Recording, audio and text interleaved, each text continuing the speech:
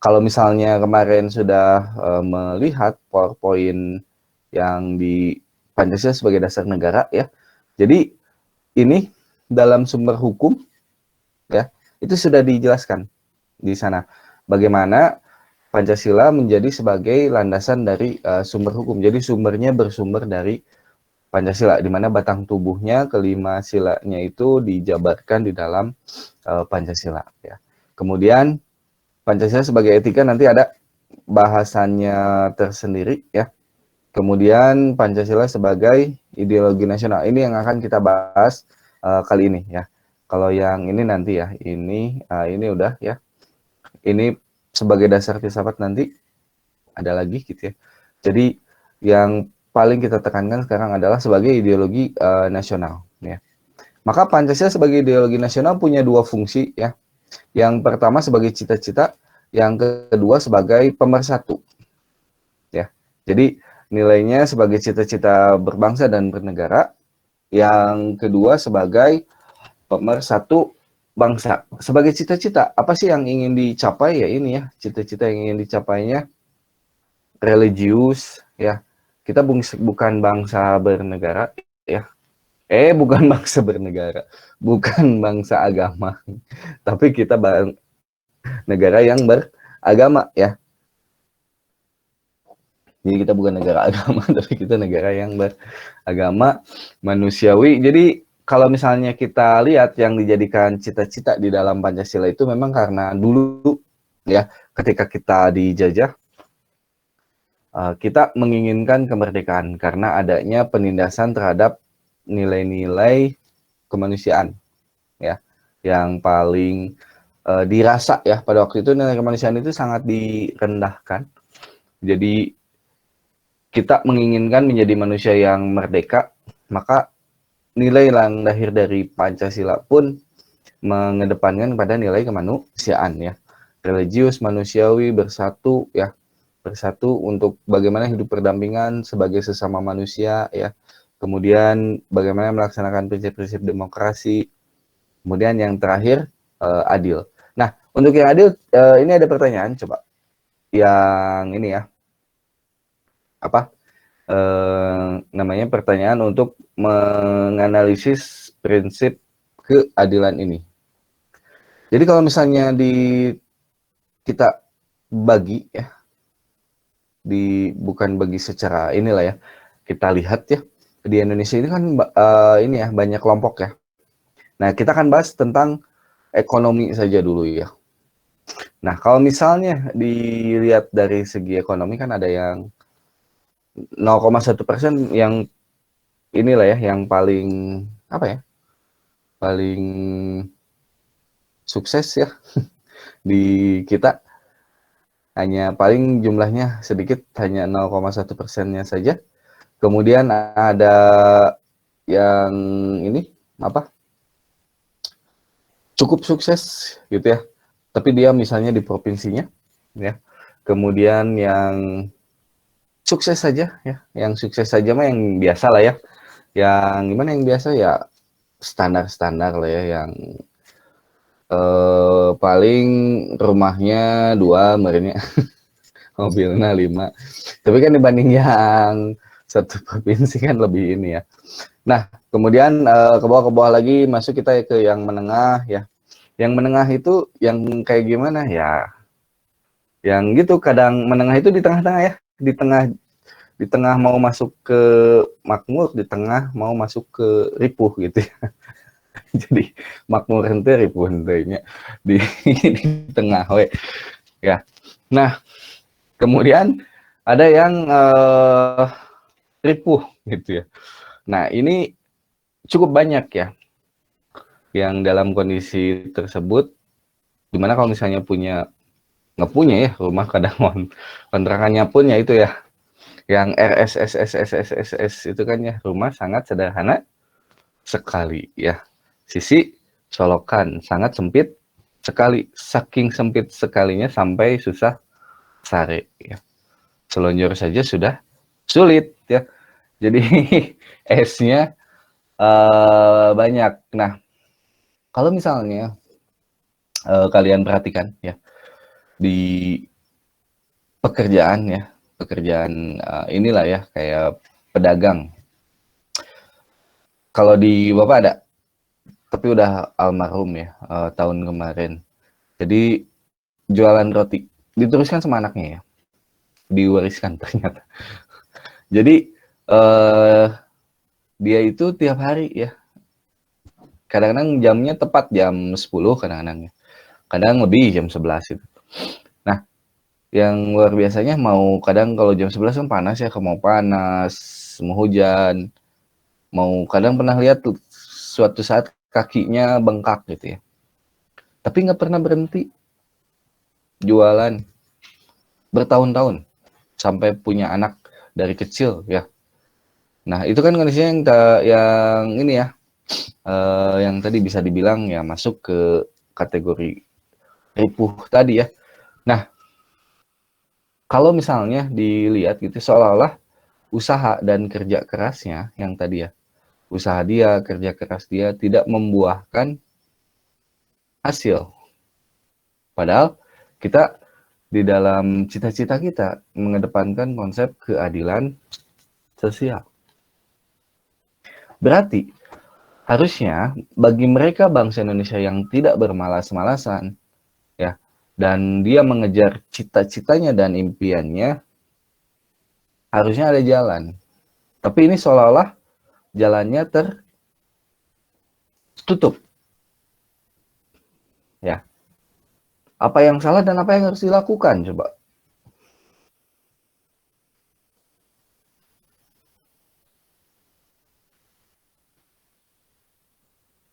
Kalau kita sekarang sering mengkritisi pemerintah, nah sekarang coba kalau jadi pemerintah apa yang harus dilakukan? Kadang kan sering dengar ya kalau ke ini negara apa Amerika dengan bangganya yang mengatakan American Dream katanya ya. Jadi siapapun yang bermimpi besar mau berusaha dia bisa sukses. Kalau di kita mimpi besar berusaha tadi ya dia sudah berusaha tapi kok nggak berhasil. Apa yang salah dan harus bagaimana negara ini? Yang paling dibutuhkan oleh mereka itu apa sih? Bukan tidak percaya Tuhan ya. Pada risiko di tangan Allah. Iya, betul.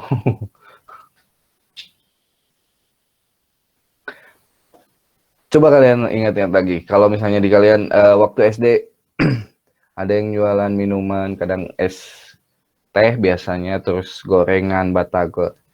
Balik lagi, kok masih? Misalnya. Nggak berubah, tapi mereka mau dan berusaha. Berarti ada kemauan, tapi kok nggak berhasil merubah. Seolah dibenturkan kepada sesuatu yang menghalangi kerja keras itu untuk membuahkan hasil.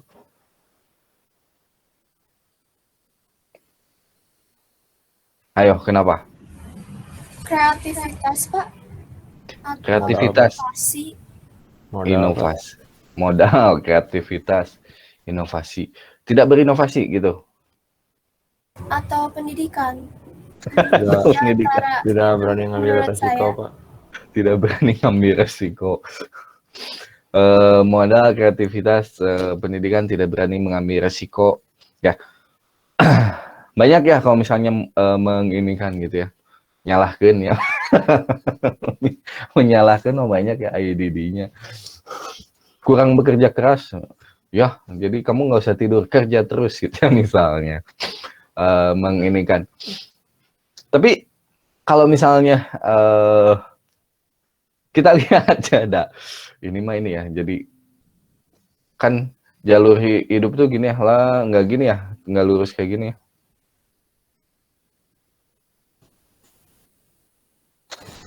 Nggak selalu begini lurus ya. Jadi ada kurvanya naik turun naik turun naik turun naik turun gitu ya. Nah, kalau misalnya sekalinya mereka turun kan jatuh ya. Maksudnya di tadi ya yang jadi permasalahan gimana sih mau memiliki modal usaha kalau misalnya tidak ada yang bisa digunakan untuk memperoleh modal tersebut. Ya. Kemudian riset tadi apa? Kreativitas, mengembangkan inovasi. Gimana mau berinovasi kalau misalnya tidak ada dana untuk melakukan inovasi tersebut? Gimana kalau uang yang diperoleh hari itu hanya cukup untuk makan hari itu saja? Belum misalnya punya anak, menyekolahkan.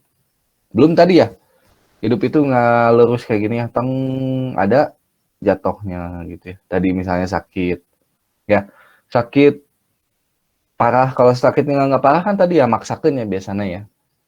Coba kalau sakitnya parah, masuk rumah sakit, diopname, ya baru sehat keluar, lihat tagihan, udah sakit lagi kan, saking liarnya gitu ya, menginikan, bukannya bukannya selesai malah menjadi ini lagi, ya ternyata ini gitu ya,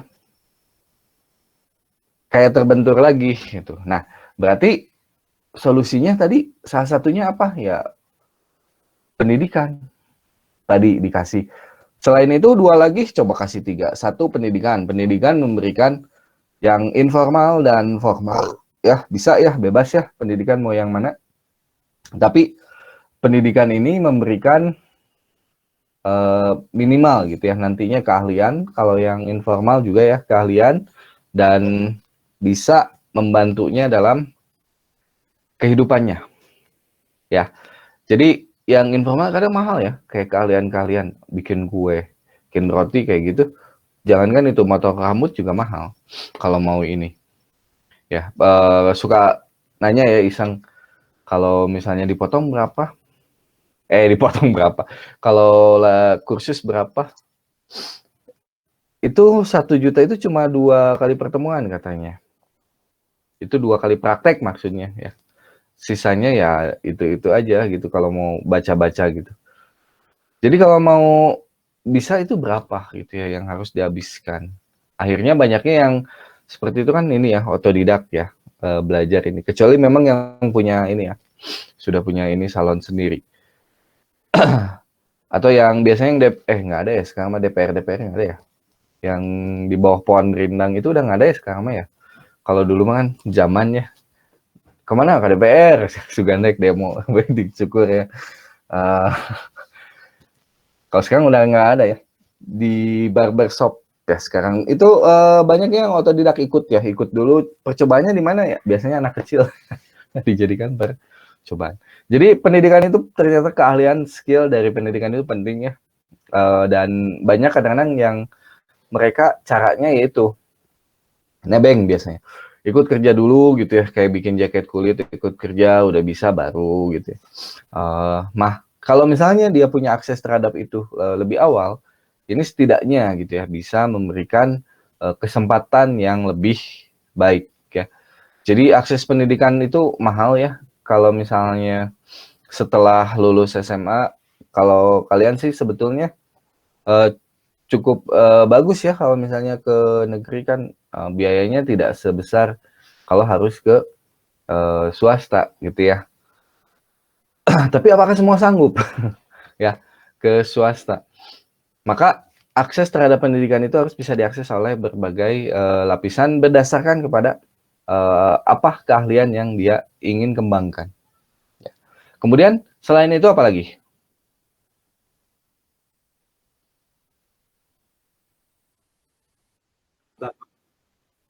Lapangan pekerjaan lahir dari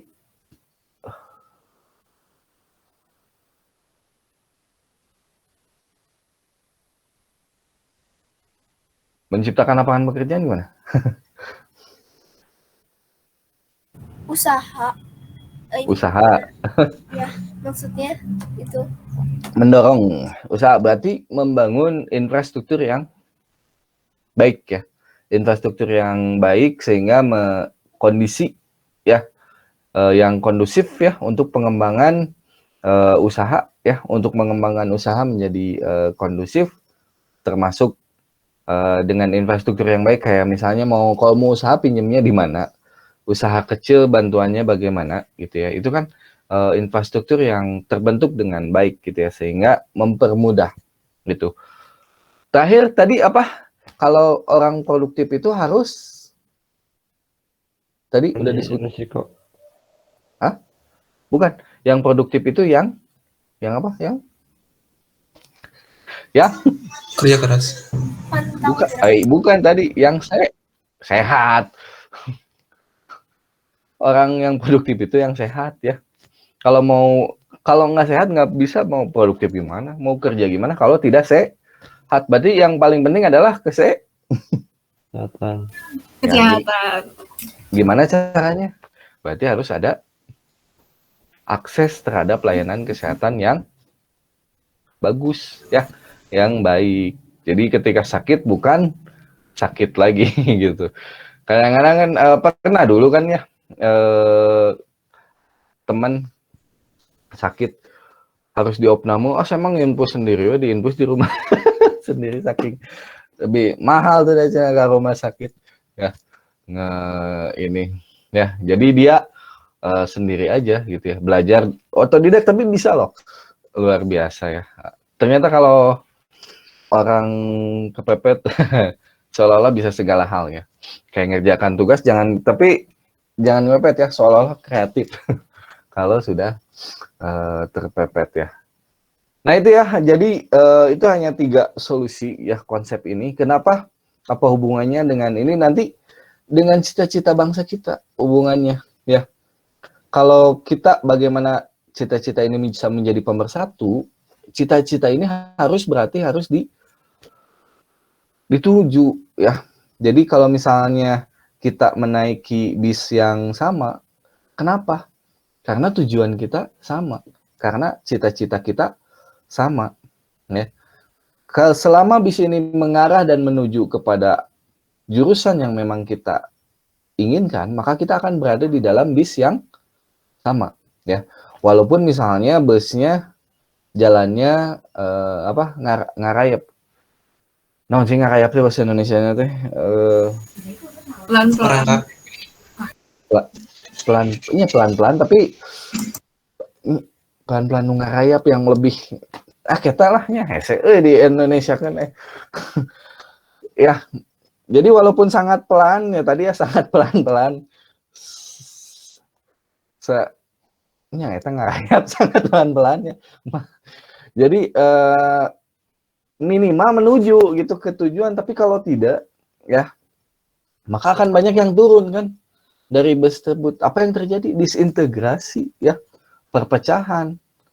Makanya kalau misalnya banyak yang memecahkan diri, biasanya di sini dia merasa bahwa cita-citanya ini sudah tidak lagi sama, karena misalnya busnya kok banyak nganterin dulu orang-orang ini, yang ini mah dianterin dulu ke rumahnya, yang ini kelompok ini ke rumahnya. Apa itu? Kepentingan kelompok, kepentingan golongan gitu ya. Sehingga pada akhirnya yang melihat itu dia merasa ya saya mah sudah tidak satu jurusan, saya mau jurusan yang lain yang lebih cepat misalnya, karena ini kok nggak adil gitu ya. Contohnya apa? Kok di tempat saya nggak ada akses layanan kesehatan yang baik, kok di daerah saya tidak ada pendidikan yang baik gitu ya, kok akses jalan di daerah saya kayak gini gitu ya. Nah akhirnya tercipta ketimpangan, merasa tidak satu cita-cita ya. Selain kepada cita-cita itu, kemudian adanya nilai yang sama ya, adanya persamaan nilai. Karena persamaan nilai ya, maka dia bisa bersatu, nilainya itu dapat diterima secara bersama, kemudian dijadikan panduan dalam penyelesaian konflik, permasalahan-permasalahan ya. Yang kemarin kita ini kan ya, konflik. Jadi apa? Selesaikanlah masalah tanpa masalah ya. Jadi tadi bisa ke Pegadaian ya. Kalau misalnya butuh modal.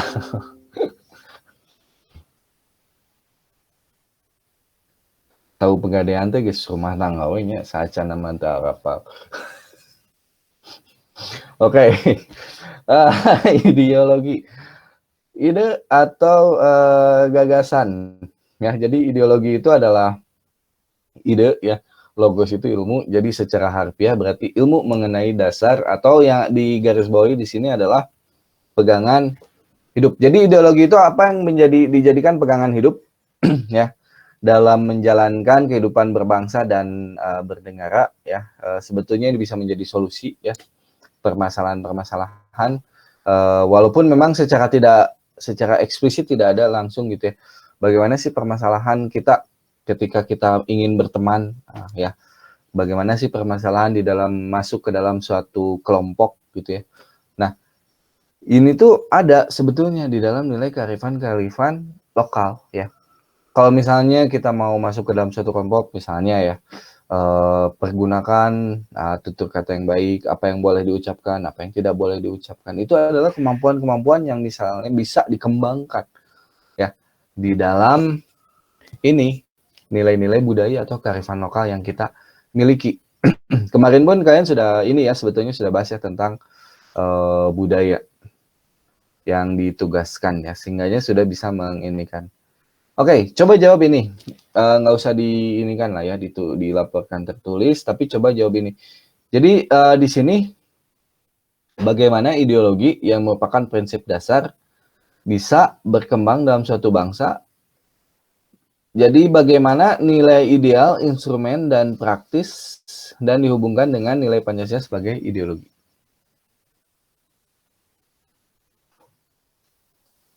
Yang ini dulu ya.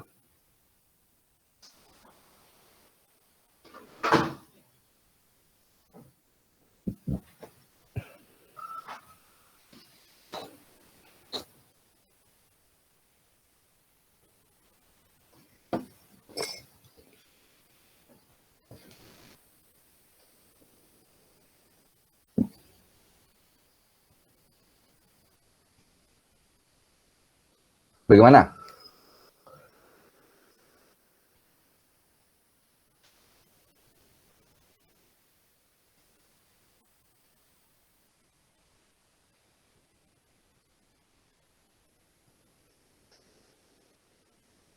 Gimana?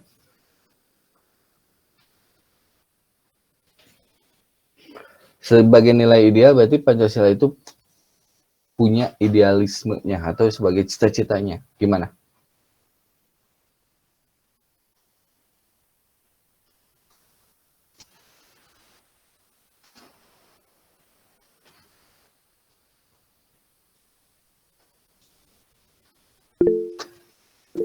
Oke. Rizky gimana? Hitung-hitung latihan. Mau menjawab yang nilai-nilai idealnya terlebih dahulu Pak. Gimana?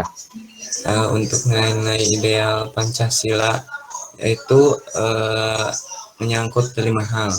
Yang pertama ada ketuhanan, terus yang kedua ada kemanusiaan, yang ketiga ada persatuan, lalu yang keempat ada kerakyatan, terus yang kelima keadilan sosial.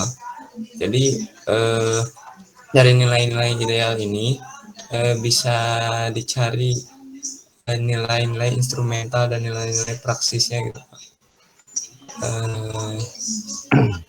Mungkin seperti itu aja dulu Pak, yang nilai instrumental sama praksisnya mikir dulu. Oke. Ada lagi? Anggap latihan ya, nanti UTS yang mirip-mirip lah.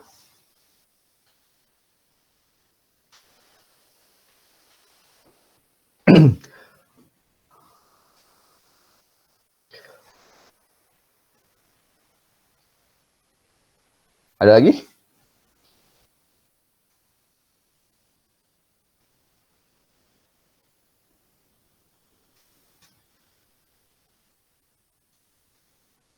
Pak, kalau yang instrumentalnya disebutin pasal-pasalnya juga, Pak?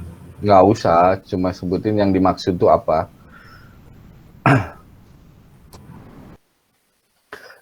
Jadi, gimana? Kita mau jawab diterusin. Mau coba jawab Pak. Gimana?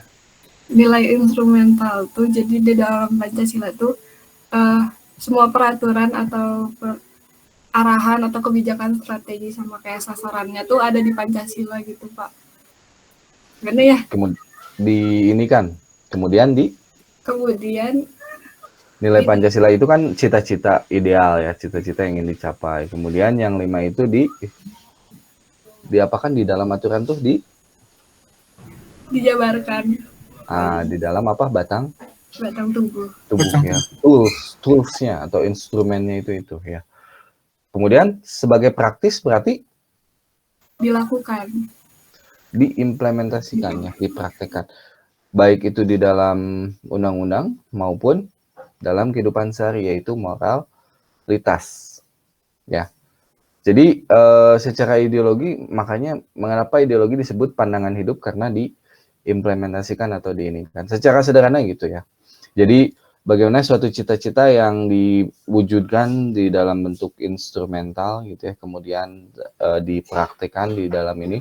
Kalau baru ketika nanti diminta contoh, kalian harus bisa menginikan gitu ya, contoh-contohnya ya, secara instrumental apa gitu ya. Kemudian berarti dua ya kalau secara instrumental itu, di dalam aturan hukum yang berlaku dan di dalam moralitas, karena dimensinya yaitu dimensi berbangsa dan bernegara. Dimensi berbangsa dan bernegara itu bagaimana hubungan aturan hukum dan aturan bermasyarakat. Kadang itu berbeda gitu ya, atau adat ya. Nah, kemudian secara ini ya, kalian tahu kan ya, kalau nggak tahu dijelaskan dulu ya. Niccolo Machiavelli itu dia menyatakan bahwa suatu teori kekuasaan ya, teorinya ya, sama dengan Sang Yang gitu ya, teori kekuasaan. Jadi bahwa seorang raja itu harus memiliki kekuasaan yang absolut, baru dia bisa memerintah ya dengan baik. Jadi sekarang terjadinya korupsi, terjadinya kejahatan, terjadinya kekacauan di negara kita karena tidak adanya kekuasaan yang absolut menurut teori Machiavelli. Dengan kekuasaan yang absolut, maka ya dia bisa melakukan atau menekan tadi ya. Tapi dalam artian Machiavelli mengatakan bahwa raja tersebut pada akhirnya akan menggunakan kekuasaan itu untuk kepentingan rakyat. Berarti Machiavelli melihatnya kepada raja yang ideal. Ya. Nah, sekarang kalau menurut kalian, apakah bisa ya teori dari pola pikir Machiavelli ini gitu ya dengan nilai Pancasila?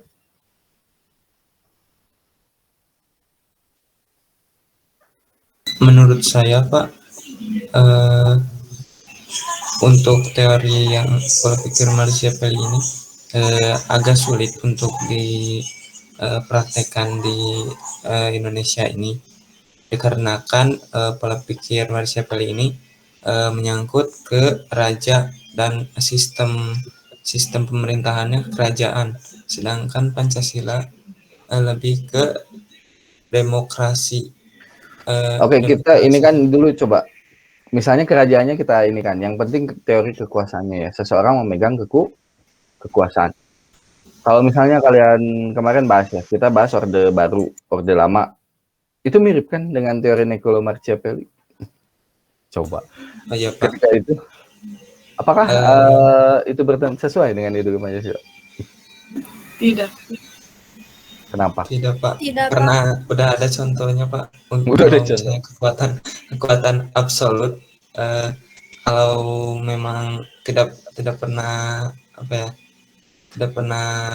tidak menjabat gitu Pak, pasti terus menjabat, akan terjadi ketimpangan gitu Pak. Jadi pemerintahannya hanya satu sisi, sehingga tidak kurangnya keadilan gitu Pak. Kurangnya keadilan, oke. Jadi memang karena Machiavelli melihat bahwa sosok pemimpinnya ideal ya, jadi pemimpin ideal yang memang dikembalikan lagi untuk kepentingan dari masyarakat. Tapi ternyata ketika seseorang memiliki kekuasaan, ya, apalagi kalau misalnya Pancasila kan tidak seperti itu ya, kekuasaan itu nantinya dikembalikan lagi kepada masyarakat, bukan milik ini. Jadi memang saat ini kondisi praktek politik gitu ya, kalau misalnya kita pakai cara ini juga ternyata nggak benar gitu. Kita sudah pernah mencoba cara ini. Secara di permukaan memang ini ya tentram ya, adem ayem gitu ya di ini. Tapi banyak permasalahan-permasalahan yang ada di dalamnya gitu ya. Bukan berarti ada negara yang tanpa masalah. Setiap negara pasti punya masalah ya. Tapi kalau kita mau benar melaksanakan kepada nilai-nilai Pancasila gitu ya, berarti nilai demokrasi permusyawaratan. Nilai politisnya itu ada 3 kan, Pancasila itu persatuan, demokrasi, dan keadilan sosial. Tentu saja nilai politis itu dibarengi dengan nilai moralitas, yaitu kemanusiaan dan ketuhanan dan kemanusiaan. Ya, nilai moralitasnya itu 2 itu. Nah, jadi kalau misalnya tadi kekuasaan itu ya itu ya, kekuasaan itu harus dibatasi. Kalau tidak, khawatirnya menjadi sewenang-wenang ya, menjadi kekuasaannya yang absolut atau terlalu lama berkuasa ya. Kalau gitu orang tua terlalu lama berkuasa ya, harus dijatuhkan juga tuh. Ini mah kadang-kadang makanya menjadi ini ya, menjadi diktator ya mungkin karena terlalu lama berkuasa ya.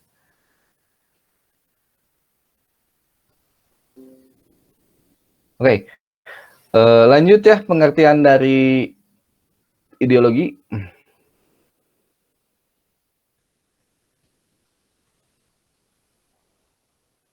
Oke, kalian bisa lihat ini menurut Hornby ya, ideologi adalah seperangkat gagasan, tapi dia lebih kepada teori ekonomi ya. Jadi negara kesejahteraan, ya, negara kapitalisme, komunisnya juga lebih pada paham ekonomi kapitalis ya.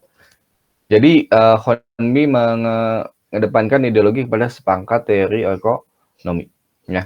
Kemudian menurut Sujono Sumargono gitu ya, ideologi adalah ide, keyakinan, kepercayaan yang menyeluruh dan sistematis yang mengikuti bidang politik, kebudayaan, dan agama.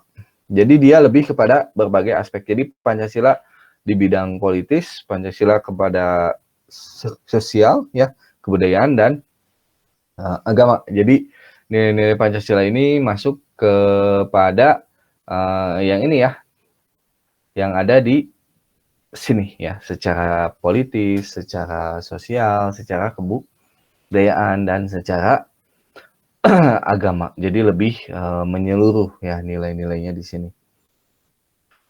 Kemudian ideologi Pancasila itu adalah merupakan cita-cita, tadi ya sudah kita bahas cita-cita, tapi kita akan bahas lebih dalam ya di sini. Yang pertama, menjadikan bangsa yang bertuhan. Nah, sekali lagi tadi kita adalah bangsa yang bukan negara agama gitu ya, tapi kita adalah bangsa yang beragama ya. Maka dalam implementasinya kita punya nilai spiritual ya. Nah, kalau misalnya Pancasila itu kan tadi ya way of life, jalan hidup, berarti bagaimana kita proses berbangsa dan bernegara berdasarkan pada nilai-nilai, salah satunya yaitu nilai ketuhanan. Jadi nilai ketuhanan ini pengennya hidup. Kalau kemarin itu di kalau nggak salah di yang record itu ada ya, tapi lupa lagi. Jadi apa? Ibaratnya kalau kita ini ya, kalau yang nggak takut mah nggak ya. Jadi kalau misalnya kadang-kadang kan gitu ya, orang lihat rumah angker itu kan takut ya. Kenapa sih takut? Karena angker ya. Kenapa? Karena dengan keangkeran itu ada keyakinan ya di dalam dirinya bahwa kalau misalnya melakukan sesuatu bisa berakibat merugikan kepada dirinya. Nah, kalau misalnya nilai ketuhanan itu hidup seperti itu di dalam masyarakat, maka dia akan bisa mengimplementasikannya. Karena dia takut untuk melakukan suatu tindakan yang nantinya berakibat kepada dirinya. Ya, misalnya dosa, korupsi dosa, membunuh dosa, mencuri dosa, misalnya yang seperti itu yang sederhana, berbohong dosa. Karena nilai agama itu mengajarkan seperti itu. Ketika dia hidup, jadi ketakutan, kenapa sih ketakutannya itu tidak seperti ketakutan ketika menghadapi yang mistis seperti itu gitu. Ke rumah hantu takut gitu ya, sampai berhati-hati dalam bertindak, berperilaku. Tapi ke dalam keseharian kenapa tidak ada ketakutan berperilaku, bertindak ya? Takut melakukan tindakan yang nantinya berakibat kepada dirinya. Kemudian bangsa Indonesia yang berperi kemanusiaan. Berarti bangsa Indonesia itu harus memanusiakan manusia. Sudah jadi manusia kah kita? Sudah memandang manusia lain manusia? Ya, kalau misalnya yang mau contoh lihat memandang manusia sebagai manusia mah lihat aja anak kecil. Ya, kalau misalnya temannya butuh bantuan ya, anterin saya dong, dianterin ya. Walaupun ya, oh iya, kamu kasihan yuk anterin, oh bareng-bareng. Ya, kalau misalnya, kemana mau ke toilet, ayo. Kenapa harus dianterin? Karena kalau nggak tahu SD sekarang mah, kalau SD dulu mah nggak ada ininya, nggak ada gembok kuncinya. Jadi yang ini nahan pintu ya, yang satu lagi menjalankan tugasnya sambil nutup hidung terus, sudah belum? Saking setianya ya kepada teman. Ya, dia menganggap temannya teman ya. Jadi dia lakukan itu. Nah, kalau setelah dewasa seolah-olah kita menjadi makin objektif ya. Jadi segala sesuatu kita pandang dengan untung dan rugi. Akhirnya lama-lama kita tidak lagi memandang manusia sebagai manusia. Apakah manusia ini menguntungkan saya atau tidak lama-lama ya? Karena semakin dewasa ya. Kadang-kadang gitu kayak tadi ya. Anterin saya dong. Mau kemana? Ke situ. Aduh jauh Tenang, nanti ada ongkosnya gitu. Oh, ayo tuh. Motivasinya berubah ya, menjadi membantu karena adanya imbalan ya, atau ya udah nanti makanlah gampang gitu. Oh ayo tuh beres asal ada makanan mah gitu ya. Bukan lagi karena nilai kemanusiaan, walaupun itu analogi sederhana ya, menginikan yang lebih ininya lagi ini ya, ketika misalnya yang lebih beratnya lagi, kalau kalian mau menganalogikan lagi, tinggal tanyakanlah kepada diri kalian sendiri sekarang gitu ya, kalau ditanya, apakah hidup bermasyarakat kita sudah tidak dalam keadaan was-was?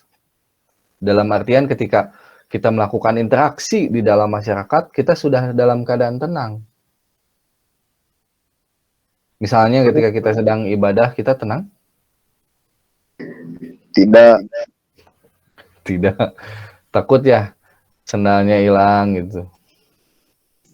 Eta Pak. Jajan ya takut ya. Waspada, Pak. Ya tapi kan jadi was-was ya, mau jajan mie ayam takut ini pakai daging ayam atau daging tikus ya. Jajan cilok takut ya pakai borak. Nggak mungkin kan sok coba pedagang cilok di mana label SNI boro-boro SNI gitu, dagangnya gesuyuhan gitu kan ya. Bang ini kan iya kan, tapi kita jadi takut kan melakukan ini, mau ini teh asa jadi cemas ya, was-was. Nah itu karena interaksi kita bukan berlandasan pada nilai kemanusiaan. Kalau kita berdasarkan pada nilai kemanusiaan, dagang tuh ya saya mengambil untung, tapi saya tidak mau mencelakakan manusia yang lainnya. Saya profesional gitu ya, saya bekerja. Makanya di dalam pekerjaan pun gitu ya, kita ke bengkel, takut, aduh gimana kalau owner deal-nya ditukar. Ya, pokoknya riweuhnya hirup tes cemas segala. Setiap kita melakukan sesuatu tuh, kita cemas ya. Mau kuliah, gue mau ditipu ku dosen aja nah. Cemas. Pokoknya seujon ya nantinya kalian lagi praktek gitu, itu benar gitu sih bapak tuh, jangan-jangan bapak nipu ya. Jadinya melakukan aktivitas ya gitu, penuh seujon ya. Apapun ya ini. Tapi kalau misalnya kita berinteraksi berdasarkan pada nilai kemanusiaan, enggak ya, karena profesional ya nggak apa-apa dia ngambil untung dari situ.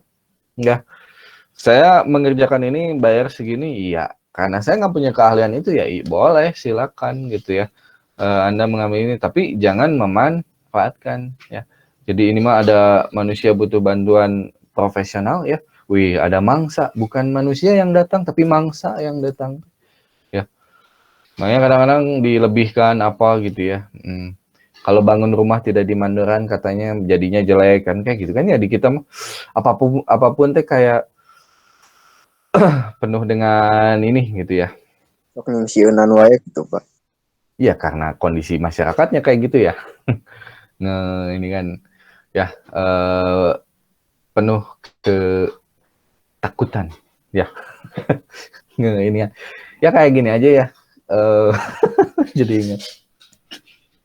jadi ingat tukang salak dah ke kieu teh ya. Jadi nah buat tukang salak ngebuat sampai saat ini Bapak jadi tidak percaya kepada seluruh tukang salak ya. Jadi bahas istri yang pertama kan istri yang pertama emang anak yang pertama, nah jadi istri pertama anak yang pertama. Kan lahiran di Purwakarta ya. Bahaya bising kedengar kagu. Ya, lahir di Purwakarta. Jadi bolak-balik naik bus kan ya. Karena kan kalau misalnya nggak punya ya, kalau misalnya perempuan mah ada ya cuti melahirkan, laki-laki mah nggak punya cuti menghamili gitu ya. Padahal harus tanggung jawab ya, tapi nggak bisa. Ini padahal harus tanggung jawab, harusnya Pak saya mau cuti apa karena saya menghamili istri saya Pak, saya harus tanggung jawab. Maka karena nggak ada ya pulang pergi biasa naik bus ya. Nah pas pulang pergi itu ada tukang salak. Ya gitu, salak Pak cina 10.000 5 manis cina. Enggak, ya udah Pak lah 10 ya. Enggak cina. Makin ditolak tuh makin ditambah gerasok. Ya udahlah Pak ini satu keresek cina 10.000. Ya udahlah meren takutnya enggak butuh gitunya. Oke lah lumayan sakeresek 10.000 ya, dibeli lah. Taunya apa? Keset semua ya pas di bawah. Sakeresek dah. Keset semua, makanya pas naik bis lagi ada tukang salak, pas salak keset. Ya jadi seujun ya kepada semua tukang salak. Karena dia akhirnya memperlakukan tukang salak tidak ini salah siapa? Salah dia ketika dia berjualan tidak profesional. Nah itulah menjadi masalah ya. Hubungannya menjadi tidak ini. Kemudian persatuan, ya. Bagaimana kita menjaga persatuan ini agar tetap ini, ya. Berarti hubungan persatuan kita juga sama, hubungan persatuan kita kepada kesetaraan nilai kemanusiaan, ya. Bahwa manusia itu dipandang sama, tidak ada yang lebih dari manusia lainnya, maka kita harus ini, ya. Apa namanya, memperlakukannya secara sederajat ya. Jadi tidak terjadi ini, kadang-kadang kan itu ya lebih ego kepada sukunya sendiri gitu ya. Memang pada zaman kolonialisme itu yang dikedepankan ya. Kemudian berkerakyatan ya, sistem demokrasi permusyawaratan. Makanya kenapa kita punya Dewan Perwakilan Rakyat, mereka yang akan berdemokrasi untuk kita ya. Kemudian berkeadilan ya, tadi sudah dibahas ya, berkeadilan bagaimana. Nah itulah tujuan kita, religius, manusiawi, bersatu, demokrasi, dan adil ya. Nah ini tuh diimplementasikan di dalam kehidupan berbangsa dan bernegara. Paling kecil itu di dalam kehidupan keluarga. Nah kalian ya nanti ya ketika membentuk keluarga sendiri ya, bentuklah keluarga yang sakinah mawadah warahmah dan Pancasilais gitu ya, ditambahkan. Jadi supaya tadi ya, kalau kepala keluarga tidak menjadi otoriter, jadi saya mah Machiavelli gitu ya, pokoknya mah uang jajan kamu 1.000 sebulan titik gitu ya misalnya. Oh saya mau naik nggak bisa. Ya akhirnya apa? Kita menghalalkan segala cara ya. Oh pakai orang dalam biasanya gitu ya. Siapa? Ibu biasanya, mah tuh kasih bapak gitu. Ya itu sudah terjadilah nepotisme di situ ya. Nah itu negara skala terkecil ya. Karena apa yang terjadi di dalam keluarga itu akan berpengaruh nantinya ketika dia berinteraksi di dalam masyarakat. Masyarakat yang soleh akan mengakhirkan pemimpin juga yang soleh karena pemimpin lahir dari masyarakat. Ya, jadi pemimpin itu dari mana sih? Ya masyarakat yang kita angkat menjadi pemimpin. Kalau pemimpinnya soleh, masyarakatnya insya Allah bisa jadi soleh. Ya. Nah, Pancasila itu sebagai pengikat tadi ya. Jadi dia menyatukan masyarakat Indonesia yang beraneka ragam ini sepakat bersatu ya, menyatukan diri dari keberagaman. Karena punya Pancasila itu punya nilai yang sama, nilainya itu bisa masuk ke dalam ini ya, budaya-budaya yang ada di dalam bangsa Indonesia. Kemarin kalian sudah membuktikan ya, dengan presentasi bahwa nilainya ini ada di dalam budaya tersebut. Tanpa Pancasila, apakah kita sebagai bangsa akan menjadi kesatuan yang kecil? Ya bisa gitu ya, karena tadi ya, di awal sudah dibahas kalau misalnya cita-citanya seolah-olah tidak mewakili seluruh masyarakat Indonesia kan, dia nggak mau udah ada dalam tadi ya analoginya bus-bus tersebut karena tujuannya beda ya. Kemudian apakah tanpa Pancasila kita akan menjadi kemerosotan moral ya? Selama kalau agamanya masih kuat ya enggak gitu ya, tapi agamanya pudar juga ya sudah gitu ya. Apa sih pentingnya moral ini? Suatu negara gitu ya, Garner kemarin ya, kalian sudah kalau nggak salah mah, udah belum ya? Lupa lagi. Poinnya kata Garner adalah no nation can achieve greatness unless it believe in something. Unless that something is sustain moral dimension. For sustain a great civilization. Jadi, tidak ada negara yang bisa menjadi negara yang besar tanpa punya sesuatu. Punya nilai sesuatu. Sesuatunya itu apa? Yaitu ideologi ya, yang memiliki, dan sesuatu itu harus memiliki nilai moralitas untuk menyanggah peradaban tersebut. Tanpa disanggah oleh peradaban maka akan hancur ya. Peradabannya itu apa? Moral. Nah, ini nanti kita akan bahas lebih dalam dari etika nanti ya setelah UTS. Bagaimana suatu negara bisa menjadi negara yang besar ketika dia apa namanya? inget ya.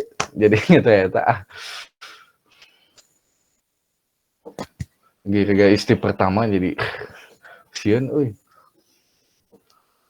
Oke, jadi terkonsen. Nah, tadi kita ngomong nanya Tadi ngomong apa sih sebelum itu? Setelah UTS. Oh iya, UTS.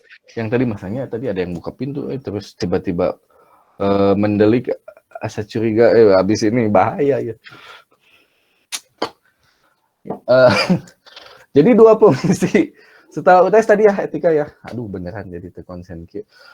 Setelah UTS etika, bahwa kita nanti membuktikan bagaimana suatu negara disanggah oleh moral menjadi negara yang besar ya.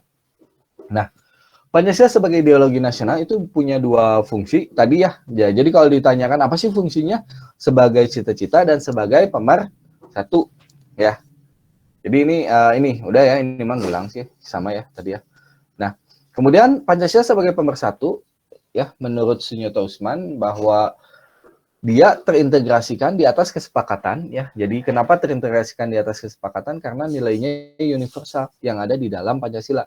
Nilainya itu bisa menjadi pemersatu ya. Jadi kalau Pancasila masuk ke budaya apa, kalian juga bisa langsung ya, oh ini mencerminkan Pancasila. Padahal budayanya waktu itu berbeda-beda ya.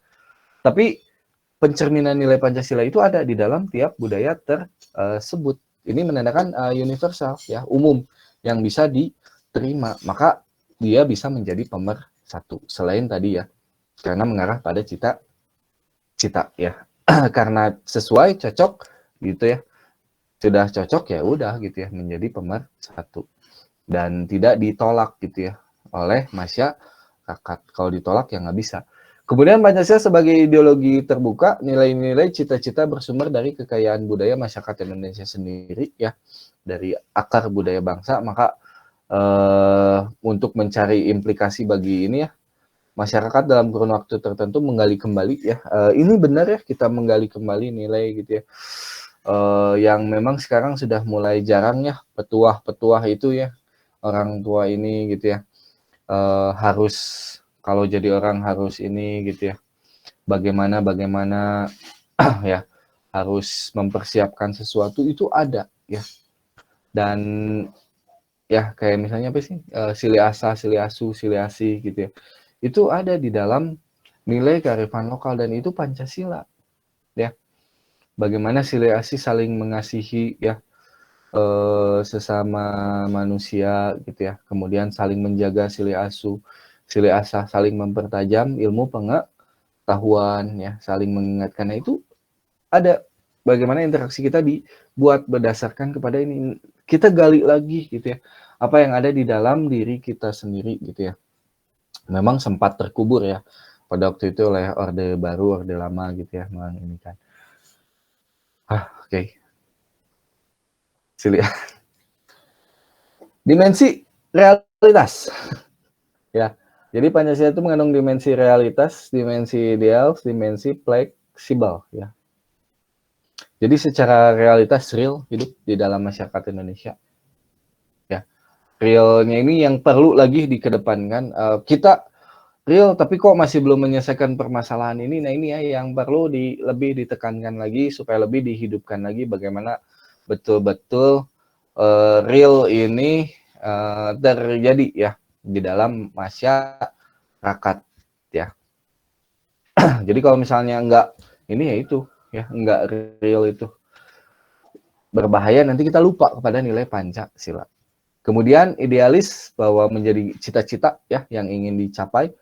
Kemudian fleksibel dalam artian bisa mengikuti perkembangan zaman ya, ideologinya. Jadi dia kalau kayak sekarang handphone nggak ada, tapi bisa ya Pancasila, handphone yang berpancasilais ya. Kayak kemarin ya handphone berpancasilais,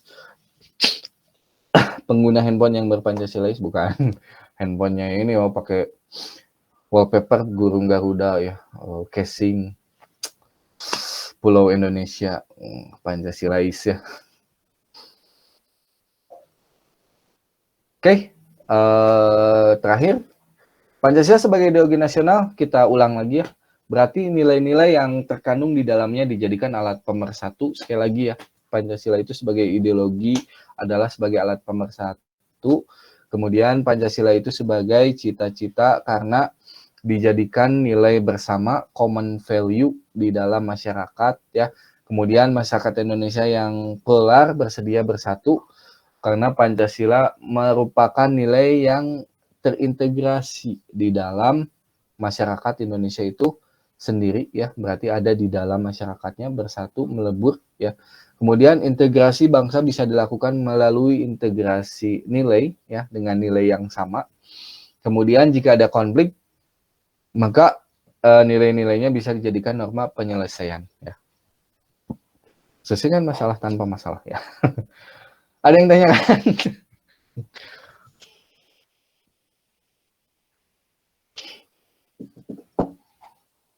Gara-gara salak lah. Ayo, ada yang tanya kan?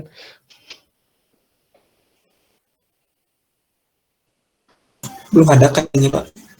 Pak, Tidak ada. Gimana? Tadi apa? kalau untuk yang tadi yang nilai instrumental Pancasila, kan ada yang secara hukum sama moral. Contoh yang moral kayak gimana ya, Pak? Contoh yang moral ya secara keseharian ya. Jadi moralitas itu kan yang dianggap baik oleh masyarakat ya, yang dianggap baik-baik oleh masyarakat. Kalau tadi yang paling simpelnya ini kan bahwa hidup itu harus saling mengasihi, sili asa, sili asu, sili asih gitu ya. Jadi moralitas di dalam kelompok masyarakat itu memang berbeda-beda ya. Karena moralitas itu milik kelompok masyarakat tersebut ya. Jadi mengetuk pintu dulu ke rumah orang sebelum masuk ya. Bilang permisi kalau ada orang yang lagi duduk kita mau lewat. Kemudian bertutur kata yang halus ya. Kemudian hormat kepada orang tua itu adalah bagian dari nilai moralitas ya. Bagian dari penjabaran Pancasila nilai moralitasnya. Ya, jadi banyak ya apa yang kita lakukan dalam keseharian yang dianggap baik. kayak norma kesopanan sama kesusilaan. Itu masuk norma sopan, norma susila gitu ya. Pokoknya apapun yang dianggap baik. Jadi karena Pancasila itu adalah apa yang dianggap baik secara umum oleh masyarakat. Ya, kalau misalnya tadi dalam implementasi di masyarakat. Jadi masyarakat sudah punya nilainya tersendiri, standar yang sudah dianggap baik. Jadi orang yang baik itu yang tadi ya, asusila gitu ya, norma agama, norma ini gitu ya, yang tidak tertulis ya. Baik, terima kasih Pak. Ada lagi? Bapak mau bertanya tapi tentang UTS. Gimana? Kalau UTS soalnya PG atau SI terus berapa, Pak? Rencananya ada PG-nya 20, SI-nya 5. Tapi kalau kaburu ya karena lumayan lagi banyak ini, insya Allah lah ya dikejar. Tapi paling mepet berarti SI ya. SI semua. Lagi Baik, banyak Pak. PR. Terima kasih, Pak. Ada lagi? Sebelum ditutup?